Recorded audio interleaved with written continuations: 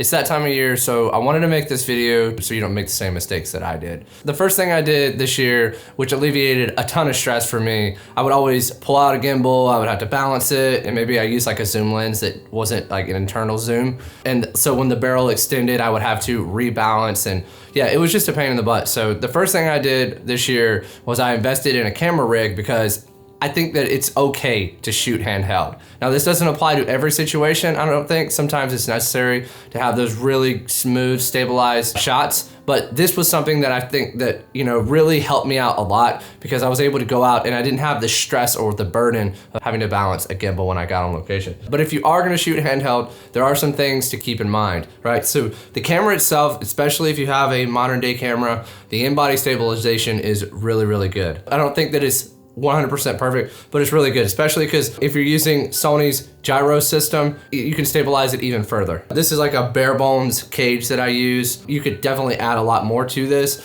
but I definitely like to have a top handle on here. And then if I'm gonna, way that I'm gonna hold the camera is I'm just gonna hold the lens and then I'm going to support it on my forearm here. And so now I have 3 points of contact. And so when I hold it, you can hold it like this. Another way that you can do it is just by like holding over top like this, and just kind of bring it in with your arm. So I'll put my forearm on the camera, pull it up against tight to my body, and then balance the bottom, and now I have 4 points of contact. Really good for like pans. I don't think this is really helpful for like walking shots. In that situation, I might want to use a gimbal. It depends on the type of film that you're shooting, whether or not you're gonna need to use a gimbal. I don't think the gimbals are completely obsolete, but that's just saying that don't stress out about handheld footage because you can get some really good shots handheld. If you're not familiar with what a flat picture profile is it's just shooting, basically you shoot in a flat picture profile to preserve as much details in the highlights and also in the shadows. And typically you'll do that in a setting that you don't have like full control of like your surroundings. If you're in a studio, you can get away with it a lot easier because you have control of the lights, you have control of the background. So in those situations where you have full control, it is okay. You can shoot with no picture profile. When you shoot in a flat picture profile, you have to, once you go into editing, you have to edit the colors, you have to convert it to Rec 709, and then you can start to do your color grade. I'm not saying that there's gonna be some that are like, I don't care, shoot in I shoot in a flat picture profile. I like to shoot in a flat picture profile as well. But if you are looking for things that you need to eliminate things that you have like a quick deadline or like a quick turnaround, that's one of the things that you can do is if you have full control is just shoot in your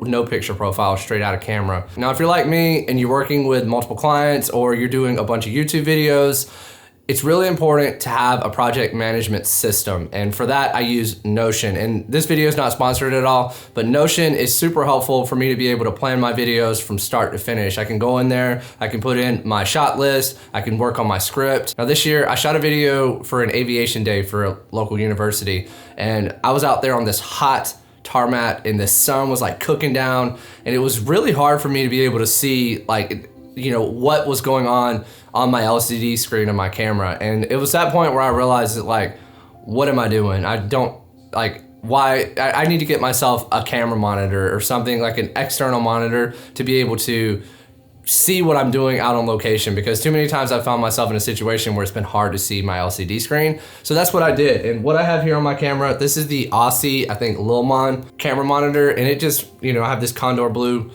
cable that's running directly from there into my actual camera. But what I really like about this monitor is that you can put your LUTs directly into it and you can see what it's gonna look like before, you know, when you take it into the post-production process, which is really, really helpful. I will say it's one of those things that you're definitely gonna wanna color calibrate to make sure that it's good to go, but this thing has been like a lifesaver. I love this thing and I take it with me on every single shoot. So I definitely recommend getting a camera monitor. If you stuck around this long, I appreciate you. So here's a bonus tip. Now what I did, this kind of goes back to what I was talking about in my last video. When I started doing this, it was very easy for me to be able to remember all the different ideas that I would have that would come up randomly all the time. So get yourself something to put your ideas in. Now you can do this. I like to have a notebook to be able to do this in, but if you're someone that likes to use your phone, you could definitely just put those ideas, like you can use Google Keep, or you can access Notion from your phone as well. But it's so important to just have a place for those ideas to live. If you're anything like me, I can guarantee you're definitely gonna forget. All right, so comment below and share something that you learned about filmmaking in 2023. I'd love to check that stuff out. I'll see you guys in 2024.